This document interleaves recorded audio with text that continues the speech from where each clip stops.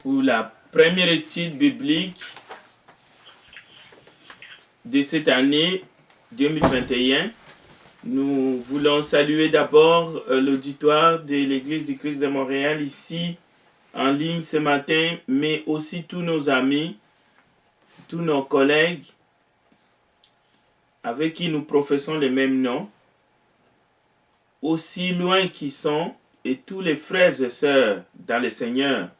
Soyez les bienvenus autour de la parole de Dieu en ces premiers jours de l'an, en ces premiers dimanches de l'an.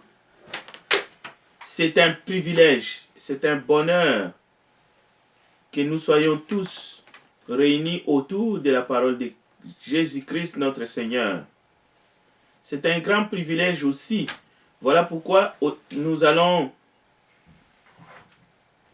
nous rappeler justement dans cette étude et essayer d'approfondir chacun dans son cœur ce thème qui est la résurrection de Jésus-Christ.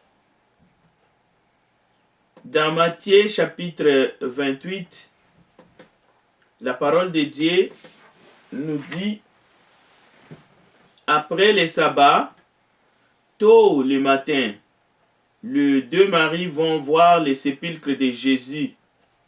Elles ont acheté des aromates pour l'embaumer. Mais elles se demandaient: qui va rouler la pierre à l'entrée du sépulcre? Déjà, à ce niveau, nous pouvons voir combien, lorsqu'on se trouve dans une situation apparemment sans solution, nous pouvons nous poser aussi la même question. Mais nous savons que nous avons un recours. Nous pouvons lever les yeux vers Jésus et lui, il est prêt à nous aider. Nous devons lui adresser la prière. Nous devons peut-être chercher un secours. Et lui, il nous demande de lui faire confiance. Alors j'espère que vous avez le texte devant vous, parce que nous allons continuer. C'est une étude biblique. Nous voulons continuer ensemble dans cette étude.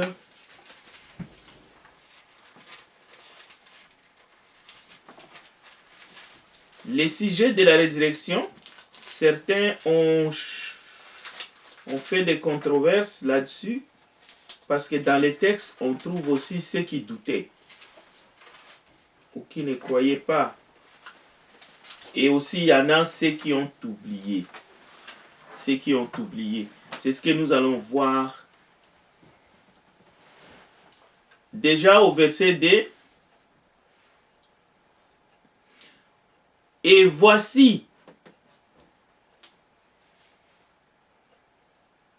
il eut un grand tremblement de terre, car un ange du Seigneur descendit du ciel, vint rouler la pierre et s'assit dessus. Son aspect était comme l'éclat et son vêtement blanc comme la neige. Les gardes tremblèrent de peur et devinrent comme morts. Mais l'ange prit la parole et dit aux femmes: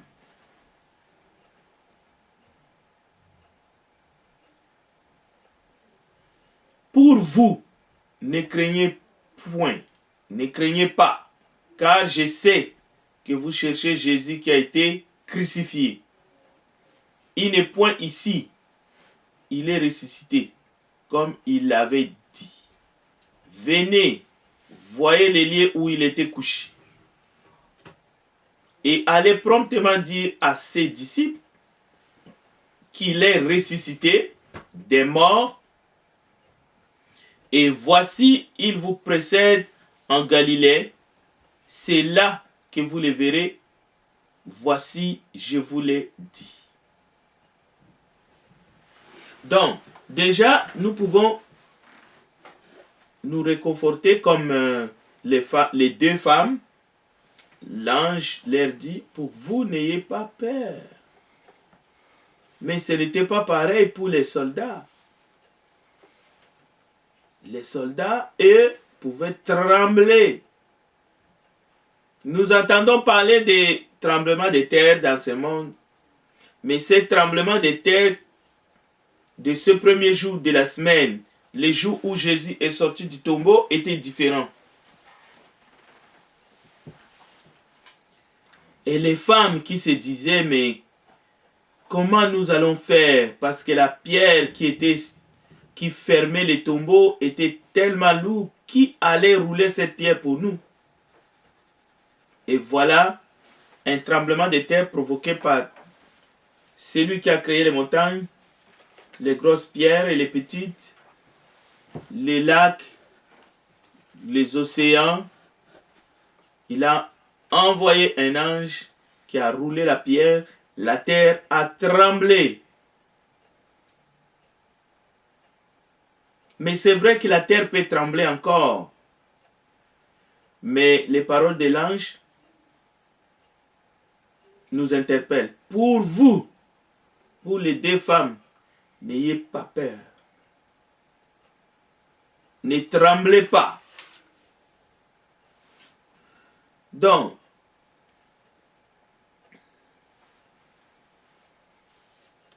les deux femmes ont assisté à un tremblement de terre. Un grand, pas un petit. Est-ce c'est la présence de l'ange qui a provoqué ce tremblement de terre, ou est-ce c'est la sortie de Jésus dans les tombeaux? Lui qui était compté parmi les morts, il est revenu à la vie.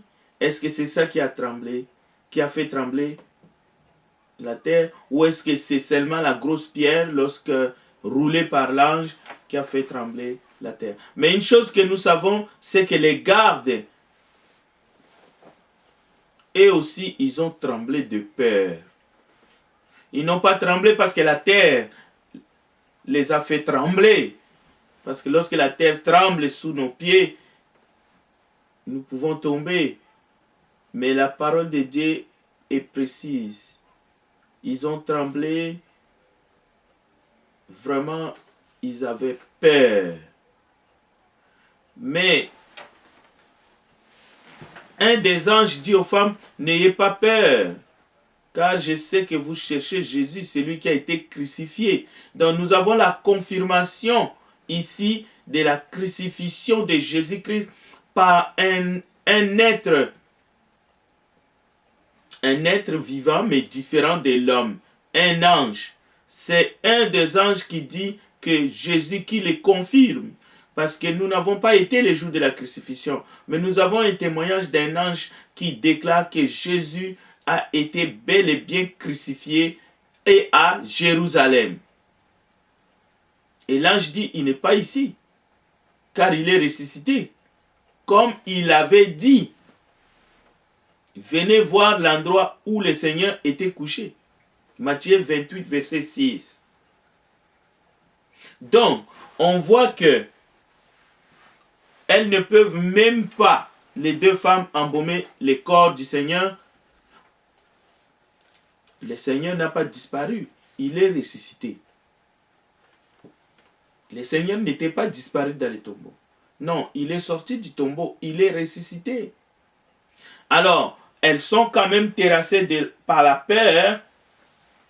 Oui, elles avaient peur et aussi par ce qu'elles voyaient, par ce qu'ils ont entendu, mais par les tremblements de terre aussi.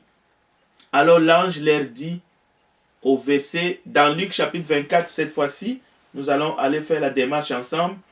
Allons-y dans Luc chapitre 24, parce qu'il y a un détail que Luc donne, que nous n'allons pas trouver forcément dans Matthieu. Luc chapitre 24 et au verset 6.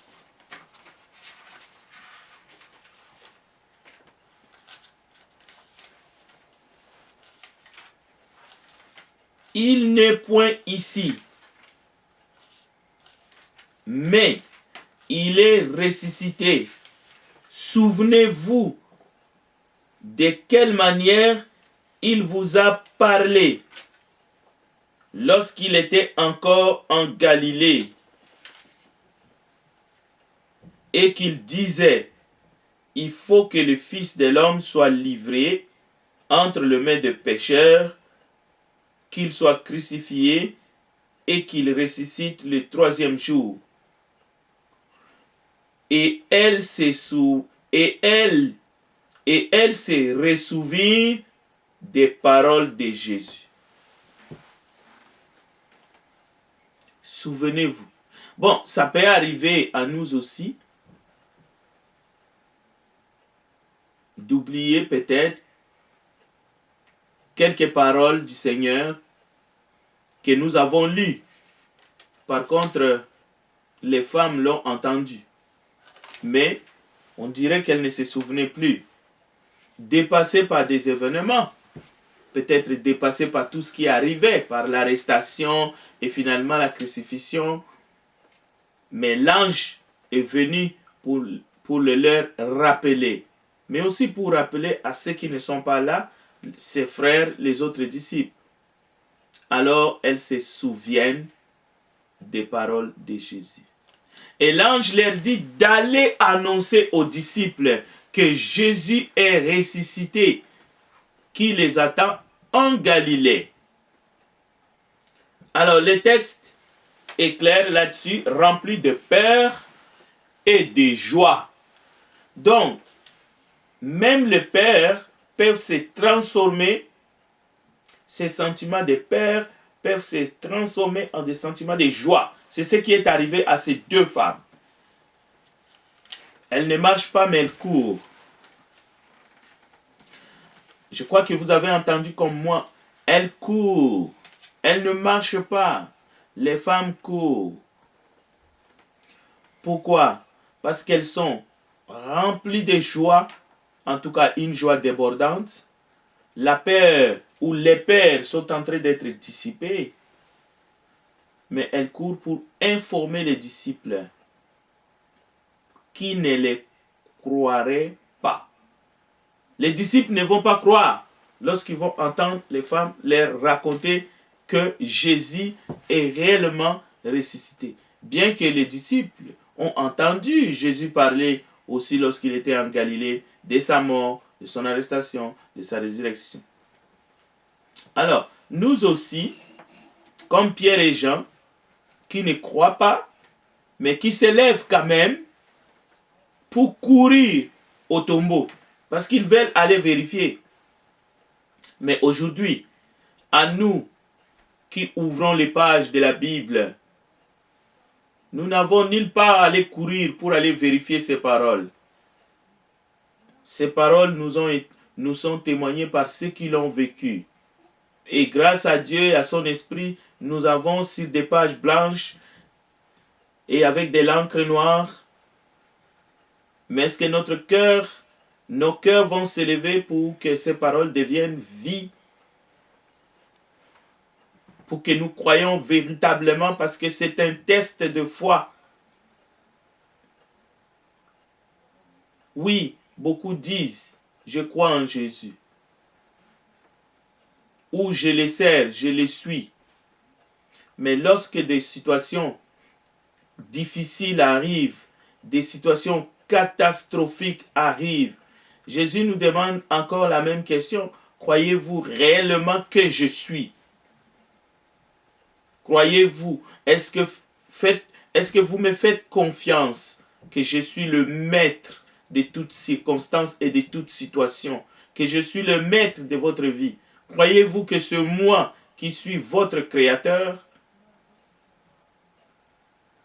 Alors, Pierre et Jean s'élèvent, courent au tombeau, ils entrent dans le sépulcre, ils découvrent les linges et les bandes dans lesquelles ont été mis Jésus. C'est tout ce qui était resté dans les tombeaux.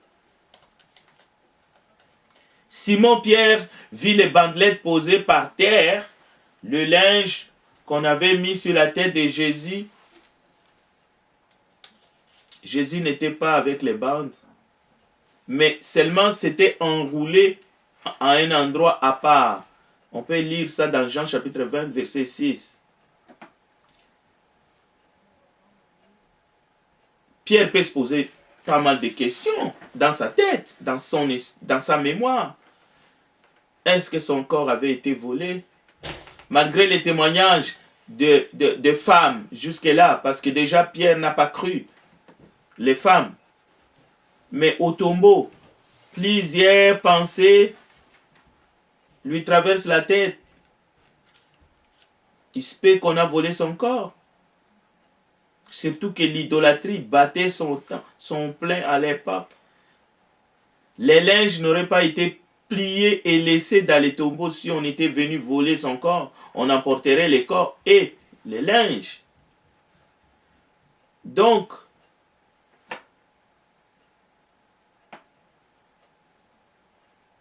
et les autorités juives de l'époque, c'était dans leurs lois, dans leurs coutumes, il leur était interdit de toucher un mort, surtout pendant les sabbats. Et il fallait seulement les faire mourir. Mais au moins, il y avait des gardes pour garder les corps, pas Jésus. Dans toute sa vie, Jésus ne se promenait pas avec des gardes du corps. On peut s'étonner aujourd'hui, ceux qui se disent disciples, se promener avec des gardes du corps un peu partout. Mais Jésus n'avait pas de garde du corps. Il avait des disciples. Oui. Mais les gardes sont là pour garder un corps sans vie. Parce qu'ils n'étaient pas là pour empêcher les voleurs. Non, ils étaient là comme preuve qu'il est bien mort. Au moins sur ces points. Et les gardes, les non-disciples, ceux-là même qui ont exécuté la sentence, qui l'ont mis à mort, les gardes du roi, de l'empereur, et ils étaient là pour démontrer que celui que vous avez suivi comme Messie, celui que vous avez suivi comme le guérisseur, celui que vous avez dit qu'il a ressuscité une fillette, un petit garçon par là, et même qui a ressuscité Lazare, parce qu'il y avait des pharisiens ces jours-là, il est bel et bien mort. Donc nous aussi, comme peuple de Dieu, comme chrétiens, à travers le culte que nous offrons à Dieu le premier jour de la semaine, nous commémorons la mort. Mais pas seulement la mort, il y a la résurrection et jusqu'à ce qu'il vienne. Donc, les disciples ont peur, ils se cachent. Les gardes risquent de perdre leur travail parce que les corps qui justifiaient leur présence, leur service de garde, n'est plus dans les tombeaux. Même leur vie est maintenant en péril. Parce que si les corps avaient été volés, les recherches vont commencer et ils seront mis en état d'arrestation. Et si les corps étaient volés, on aurait dû retrouver ces corps. Donc Jésus ne s'est pas évanoui sur la croix. Il est mort et il est ressuscité. Ce n'est pas une thèse, ce n'est pas une probabilité, c'est la vérité. Il est mort comme il avait dit. Après 3 jours, il est ressuscité. Donc, nous proclamons la résurrection de Jésus chaque premier jour de la semaine. Autrement, notre foi n'a même pas sa raison d'être. Maintenant, sa résurrection est attestée par ceux-là même qui l'ont mis à mort. C'est bourreau. Comme sa mort a été attestée aussi. Et quand Jean voit les linges dans les tombeaux, oui, nous ne pouvons pas savoir tout ce qui se passait dans leur tête. Mais plus tard, dans Jean chapitre 20, verset 9, la Bible nous dit, Jean qui était arrivé le premier au tombeau, entra aussi, il vit et il crut. Ah, pour Jean, c'est clair. Lorsqu'il est entré dans les tombeaux et qu'il a vu que les tombeaux étaient vides et qu'il a constaté que les linges étaient là comme cela a été déposé par Joseph d'Arimathée et Nicodème, la Bible dit Jean, qui était un homme de la même nature que nous, il a cru. De la même façon, aujourd'hui, dans tous les auditoires où les enfants de Dieu sont rassemblés, il y aura deux types de personnes. Ceux qui croient à la mort et à la résurrection de Jésus, et ceux qui seront là, mais qui ont des doutes, qui ne croient pas encore, comme parmi les disciples. En tout cas, la quasi-majorité ne croyait pas. Mais pourquoi est-ce que les disciples ne croyaient pas? Ils n'avaient pas encore compris, d'après les Écritures, que Jésus devait ressusciter. C'est ce que nous pouvons aller voir dans Jean chapitre 20. Cherchez dans votre Bible, Jean chapitre 20, versets 8 à 9. On va lire ce texte. Jean chapitre 20.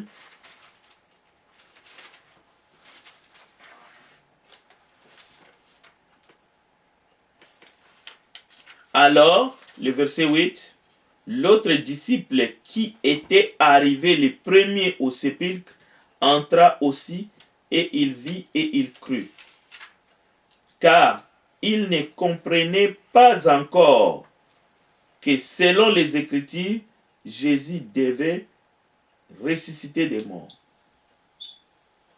Donc, c'est une chose d'entendre quelque chose. C'en est une autre de croire et de comprendre.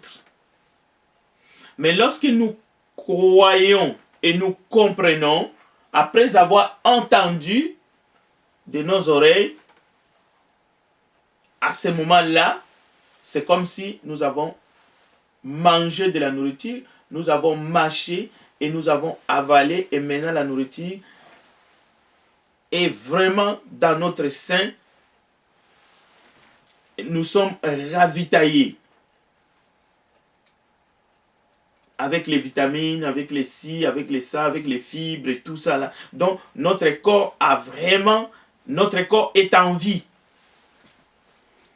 Mais je pense que le sujet de la résurrection et même le sujet de la foi, parce que c'est une question de la foi, nous devrions aussi faire un point. La Bible nous dit les disciples s'en retournent chez eux. Les cœurs nets, là encore une fois, il y en a qui pouvaient encore avoir les cœurs partagés.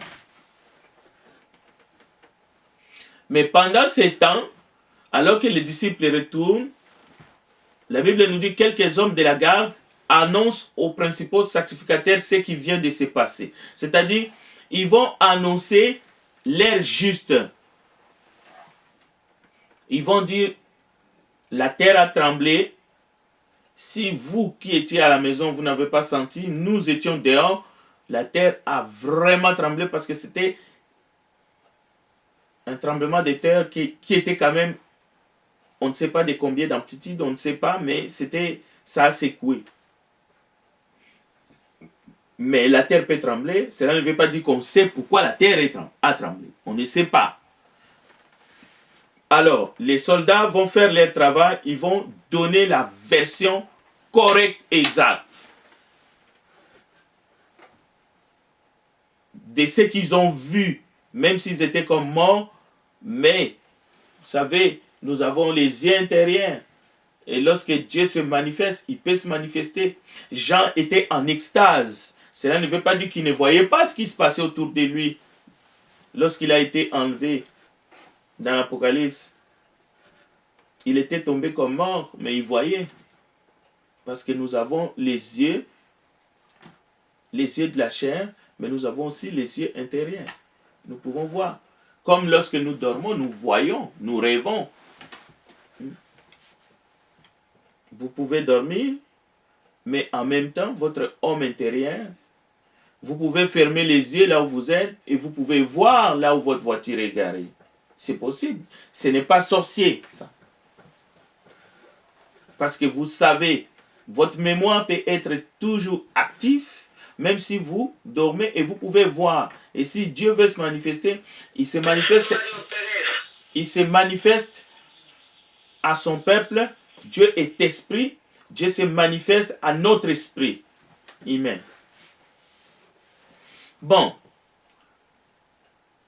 Nous sommes arrivés presque au milieu de cet enseignement. Je vais vous accorder aussi la possibilité d'intervenir si vous avez des questions. Nous sommes arrivés au point où les responsables disent aux disciples, donnent les ordres aux disciples. Dites que ces disciples, c'est-à-dire les disciples de Jésus, sont venus de nuit voler les corps pendant que vous dormiez. Matthieu chapitre 28, verset 13. Donc, c'est un argument où ces arguments ne sont pas plausibles. Encore une fois, ce sont des arguments comme ça qui a fait que notre monde est en train de passer dans toutes ces étapes. Et nous en sommes témoins.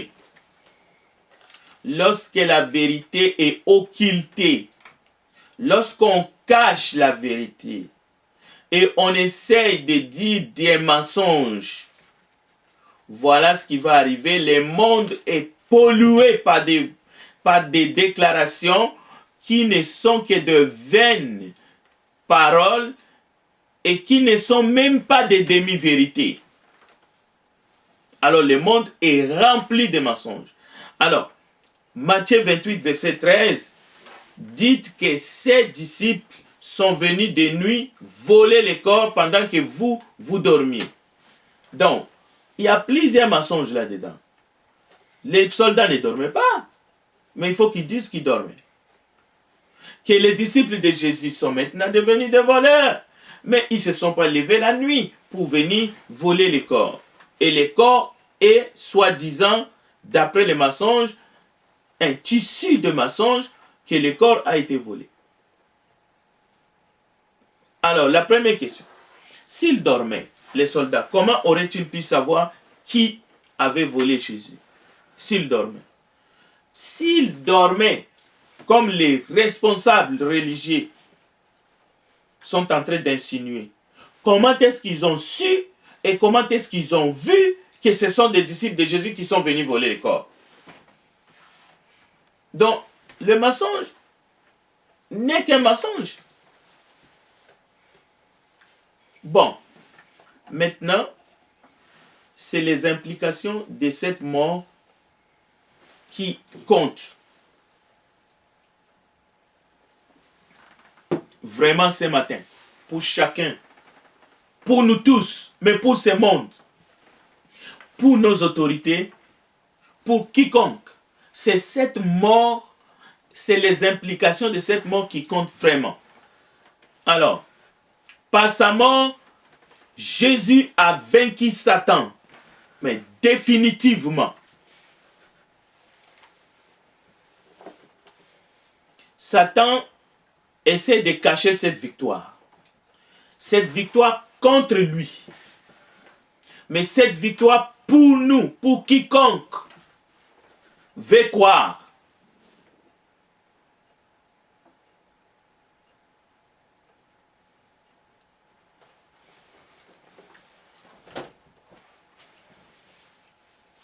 Jésus meurt. Il est ressuscité comme c'était annoncé auparavant. Jean chapitre 10, verset 17.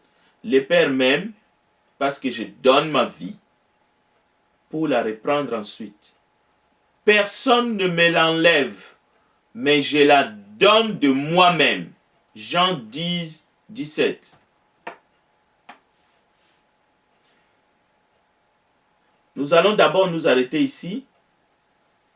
Je vous donne l'opportunité de poser des questions. C'est le jour du Seigneur. Les implications, il y en a d'autres. Mais est-ce que quelqu'un veut dire quelque chose, poser une question, faire un commentaire?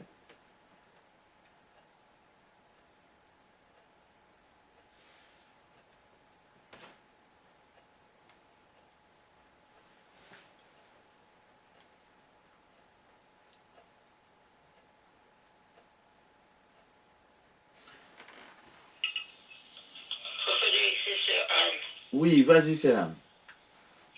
Oui, Frère Frédéric, et je vois dans l'ascension de Jésus, c'est écrit, il le conduisait jusque vers Béthanie, il a levé les mains, il les bénit.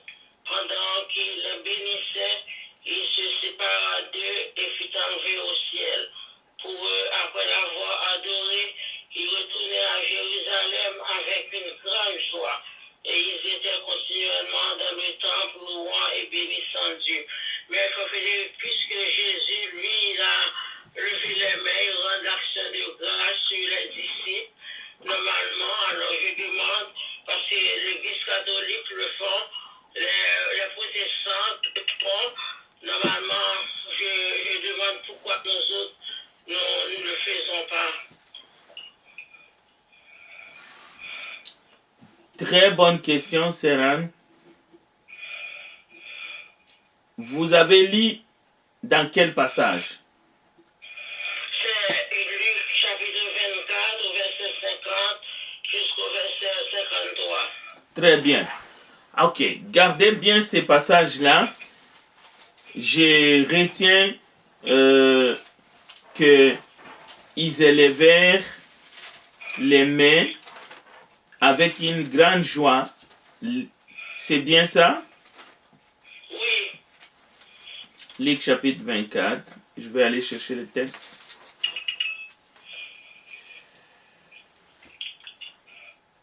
Et les versets, lorsqu'il... 50, Luc 24, 50. Voilà, l'ascension.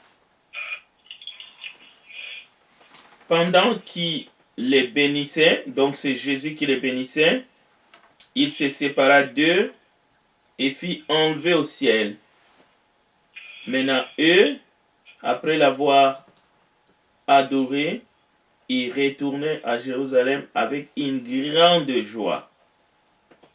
Et ils étaient continuellement dans le temple, louant et bénissant Dieu.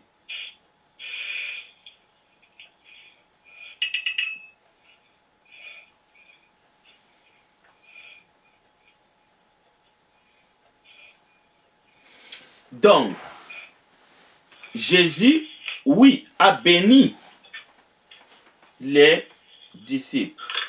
C'est Jésus qui a béni les disciples.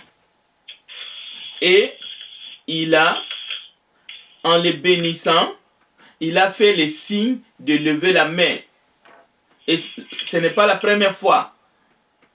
On peut penser aussi, lorsqu'il parla au vent, alors qu'il était dans la barque, parce que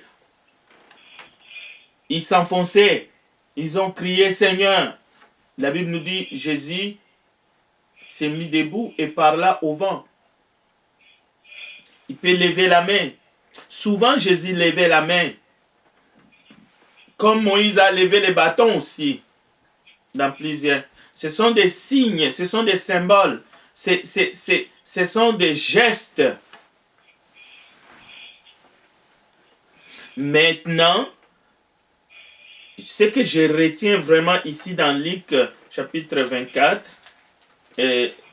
qui va aussi avec l'enseignement, c'est que pour eux, les disciples, après l'avoir adoré, ils retournaient à Jérusalem, mais avec une grande joie. Alors, maintenant, je veux peut-être une fois encore aborder cette question des gestes qu'on pourrait faire lorsque nous prions. Est-ce que ces gestes-là sont des commandements? Ainsi de suite, je pense que je devrais faire une récapitulation pour qu'on comprenne mieux l'essence de certains gestes qui continuent à être faits, même aujourd'hui, et même nous lisons que nous devons nous agenouiller, nous devons rester accroupis, peut-être que nous devons prier aussi les mains levées, ainsi de suite. Oui, il y a un enseignement que nous allons peut-être récapituler parce que c'est une très bonne question que notre sœur Anne pose. Mais restons d'abord dans la joie. Et pourquoi la joie? La joie de la résurrection, mais ici, dans la question de notre bien-aimé, c'est la joie de voir Jésus retourner dans les ciels. C'est l'ascension. Et les disciples étaient maintenant au clair de la mort, de la résurrection, et Jésus ne partait pas comme ça sans avoir dit des vérités aux disciples. Les disciples savaient qu'en allant, il allait revenir, il est allé nous préparer des places, et en plus, nous ne sommes pas orphelins. Il va nous envoyer ce qu'il avait promis, le Saint-Esprit. Donc, les disciples sont dans la joie. Mais avant cette joie, Marie se tenait près du sépulcre. Elle pleurait. La Bible nous dit, elle pleurait en se penchant dans les tombeaux. Rappelez-vous, il n'y a pas de résurrection sans la mort. Lorsque Marie s'est penchée dans les tombeaux, qu'est-ce que Marie a vu? Elle a vu deux anges. Ils sont assis à la place où le corps de Jésus avait été placé. Et les anges disent à Marie, femme, pourquoi pleures-tu? Donc nous comprenons déjà ici que le pleur de Marie, les larmes de Marie, va se transformer à cette joie que nous voyons ici lorsque Jésus est ressuscité. Mais déjà, à partir de la parole des anges, et Jésus lui-même va apparaître à Marie. Parce que Marie va voir Jésus. Vous connaissez bien l'histoire. Donc, la joie, c'est la conséquence directe de toutes les peines qui ont traversé le cœur des disciples depuis l'arrestation, la mort, l'ensevelissement. Donc, la résurrection, c'est un grand sujet de joie pour tout le peuple de Dieu sur la terre. Alors, quoi qu'il arrive, quelles que soient les circonstances présentes, passées, à venir, nous devons rester concentrés que notre Seigneur est bel et bien ressuscité et qu'il est vivant et qu'il agit. Et qu'il reviendra comme il l'a bien dit. Est-ce qu'il y a d'autres questions ou d'autres commentaires ou quelqu'un qui veut ajouter? Parce que nous avons encore 5 minutes. Oui, Frère Frédéric, bonjour. Je salue toute l'Assemblée. Oui, bonjour. Alors, j'aime énormément le sujet dont tu parles ce matin sur la résurrection de Jésus-Christ. Et ce n'est pas une question, mais je voudrais corroborer quelque chose. Oui. Quand tu as posé quelques questions sur les évidences, comment les détracteurs de Jésus ont dit que son corps a été volé. Oui. Et tu as posé des questions. Mais si c'était volé, si en réalité les soldats qui surveillaient le corps, qui surveillaient le tombeau, mais s'ils dormaient profondément, comment ils sauraient que c'est qui a volé le corps de Jésus? Moi, j'ajouterais une question, un questionnement assez pertinent aussi, à savoir, si on a volé le corps de Jésus, ou on volerait le corps de Jésus, pourquoi les vêtements qui seraient des preuves tangibles? Parce que quelqu'un qui a volé le corps de Jésus, en fait, le prendrait avec les vêtements funéraires. Alors que les vêtements funéraires de Jésus sont des vêtements précieux, parce que jusqu'aujourd'hui, on cherche des franges de ces vêtements-là. Eh bien, on a volé le corps de Jésus, on a pris le temps pour déballer le corps, pour développer et puis laisser les vêtements partir avec le corps. Donc ça, il y a plein d'incohérences pour ces détracteurs qui pensent que le corps de Jésus a été volé, soit par ses disciples ou par quelqu'un d'autre. Donc les évidences, il n'en manque pas dans la Bible.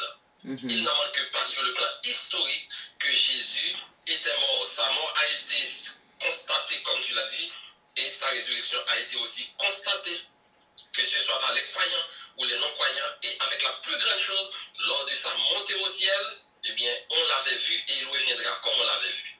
Donc, c'est ce que je voudrais ajouter pour corroborer le sujet si important. Ok, très bien, merci. C'est un très bon commentaire. Je crois que ça vient justement appuyer les Écritures qui confirment véritablement que ce n'était qu'un mensonge, justement que les responsables religieux. Et d'ailleurs, la preuve, ils ont soudoyé les soldats.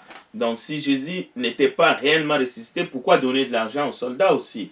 Donc, la corruption est aussi une preuve qu'ils étaient déterminés d'aller jusqu'au bout pour cacher la vérité. Ils étaient prêts à tout, jusqu'à dépenser de l'argent pour que le témoin puisse rester bouche fermée et qu'ils ne disent pas la vérité, mais par contre qu'ils disent le mensonge, qu'ils racontent des histoires au fait. Donc, Jésus était bel et bien ressuscité.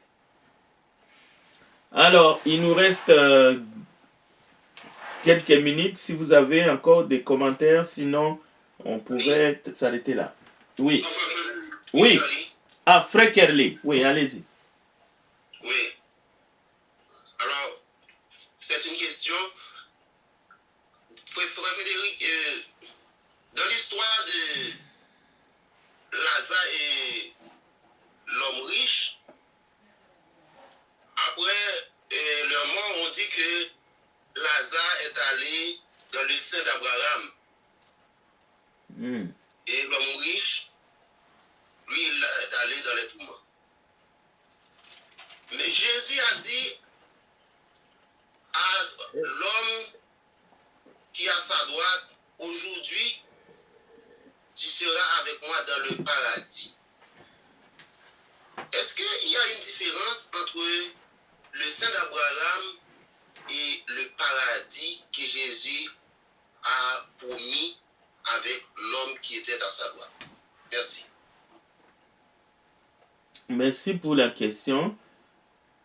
Je ne crois pas, sincèrement, à première vue, qu'il devrait y avoir des différences. Pourquoi il y aurait des différences entre l'endroit où Jésus promet aux brigands repentants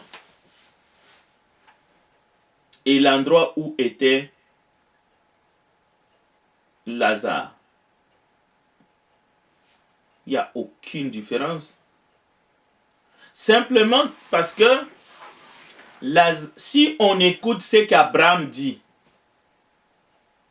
parce que je ne fais pas ici une étude théologique, je ne suis pas, j'examine juste les Écritures, j'apprécie les récits que Jésus choisit. Je n'entre pas dans des considérations théologiques, dans des débats inutiles, comme est-ce que c'est une parabole ou ce n'est pas une parabole. Ça, je dis, c'est des querelles inutiles. Mais apprécions d'abord la parole de Dieu telle que Jésus nous l'enseigne pour notre consommation et pour notre édification. Sans même aller faire une étude au pied de la lettre. Je ne suis pas ici dans l'histoire, dans les Grecs, les Hadès, non. Écoutez, Abraham confirme que Lazare est dans la joie. Lazare est dans les seins d'Abraham et j'aimerais même lire les textes. Parce que la réponse d'Abraham à cet homme-là, qui était riche mais insensé, parce que ce n'est pas le fait qu'il était riche qu'il s'est retrouvé dans cet endroit-là. Non. C'est le fait qu'il était riche, qu'il avait des biens, qu'il a joui dans son cœur et qu'il n'a pas fait ce qu'il devrait faire, qu'il se retrouve dans les tourments. Encore une fois, je ne suis pas en train de dire dans les tourments là, ça veut dire que l'enfer est ouvert, il y a déjà des flammes qui commencent à dévorer les rebelles. Loin de là, je ne fais pas une étude ici systématique. Mais Jésus utilise ces langages qui peuvent bien être imagés, mais qui sont vrai, parce que c'est Jésus qui raconte l'histoire. Jésus nous enseigne les choses qui vont arriver en utilisant des exemples, des paraboles et aussi des scènes que lui-même Jésus monte et nous les donne pour une consommation directe. Les gens qui ont écouté l'histoire d'Abraham, ils ont compris exactement ce que Jésus voulait dire. Et nous aussi, frère Kerli, aujourd'hui, lorsque nous lisons ce que Jésus est en train de dire, parce que c'est couché maintenant dans la Bible, nous comprenons exactement qu'est-ce que Jésus veut que nous apprenions dans notre vie présente et comment nous devrions agir les uns les autres. Voilà l'essentiel du message biblique. Donc, maintenant, regardons le brigand sur la croix. Le brigand repentant, celui-là qui reconnaît, celui-là qui avoue, qui confesse Jésus et qui demande à Jésus de se souvenir de lui. Ben, Jésus dit, tu seras avec moi dans le paradis. Donc, c'est donc dans la félicité. Voilà un peu ce que je peux ajouter, mais nous pouvons faire une étude textuelle. À ce moment-là, nous aurons assez du temps pour faire l'étude des mots et essayer d'aller voir les différences, les ci, les ça, les grecs, les mots hébreux, qu'est-ce que ceci voulait dire, ainsi de suite. Mais c'est ça que je peux dire comme commentaire dans cette belle question de Kerli. Alors, je vous remercie. Je dois retourner l'antenne à notre frère bien-aimé Mira. Merci de votre participation parce que nous devons nous préparer pour entrer au culte. Que Dieu vous bénisse. Ok, merci, frère Félix. Est-ce que je peux avoir